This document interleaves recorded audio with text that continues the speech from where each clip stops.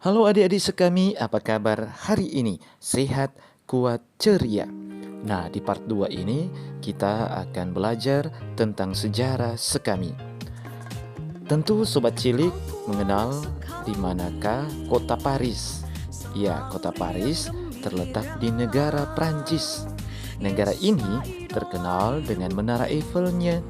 Tetapi apa kaitannya ya sekami dengan Prancis? Ternyata sekami lahir di negara Prancis. Pendirinya seorang uskup di Nancy yang namanya Monsignor Charles Auguste Marie de Forbin Jansen pada tahun 1785 sampai tahun 1844. Panjang ya namanya. Nah, supaya mudah mengingatnya, kita cukup memanggilnya dengan nama Monsignor Charles. Bagaimana Monsignor Charles mendirikan sekami dan apa tujuannya? Ayo kita simak cerita berikut ini. Seputar tahun kelahiran Charles atau Monsignor Charles, Prancis sedang dilanda revolusi Prancis. Saat itu terjadi pemberontakan warga melawan kekuasaan raja yang sewenang-wenang. Para bangsawan banyak yang dibunuh dalam peristiwa ini. Sebagai seorang keturunan bangsawan, Monsignor Charles memiliki keinginan menjadi seorang imam. Dia sangat ingin menjadi misionaris di negara Cina. Dia sangat tersentuh oleh penderitaan anak-anak di negara Cina. Mereka terlantar, terbuang di jalanan, dan banyak yang mati tanpa menerima sakramen baptis. Ketika menjadi seorang imam muda, Monsignor Charles menulis surat untuk Bapak Paus Pius ke-7. Tulisannya, Bapak Suci, saya ingin pergi ke Cina untuk menjadi misionaris di sana.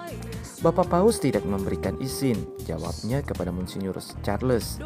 Di sini kita sangat membutuhkan misionaris-misionaris yang tangguh untuk mewartakan Injil kepada umat Allah, khususnya yang menderita.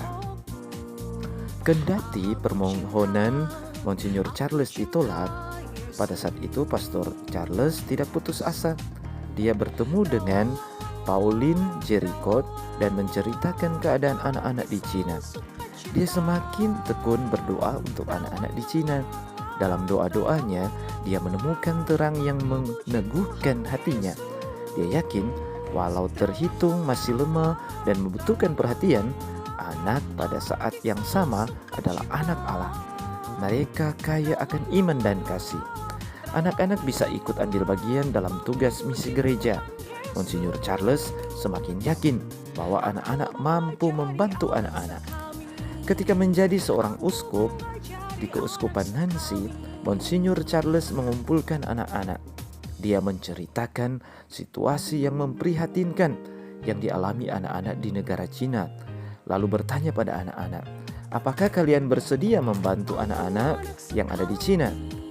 Bagaimana caranya? Sahut orang-orang atau anak-anak dengan serentak. Setiap hari berdoalah 1 kali Salam Maria dan berdermalah setiap bulan untuk membantu anak-anak di Cina. Dengan ini kalian telah menyelamatkan mereka. Demikian kata-kata dari Monsignor Charles kepada umat atau anak-anak yang hadir saat itu. Pada tanggal 19 Mei tahun 1843, dalam sebuah pertemuan keuskupan, Monsignor Charles mendirikan serikat anak-anak misioner dengan nama Serikat Kanak-kanak Suci atau The Society of the Holy Childhood. Awalnya, serikat ini bersifat lokal, hanya bergerak di lingkungan keuskupannya. Namun, pada tanggal 3 Mei tahun 1922, Paus Pius ke-11 memberi status kepausan. Namanya berubah menjadi Serikat Kepausan Anak-anak Misioner atau The Pontifical Society of the Holy Childhood. Kantornya tidak lagi di Prancis, melainkan di Roma. Nah, Sobat Cilik, sekami memiliki moto Children Helping Children, yang artinya anak menolong anak. Dengan semangat sekami 2D 2K, doa, derma, kurban, kesaksian. Nah, tujuan Serikat Kepausan Anak dan Remaja Misioner ini, seperti yang dimaksudkan oleh Monsinyur Charles, perkumpulan ini bertujuan untuk mendampingi anak dan remaja agar mereka hidup dengan jiwa misioner, yakni semangat untuk diutus membagikan kebaikan.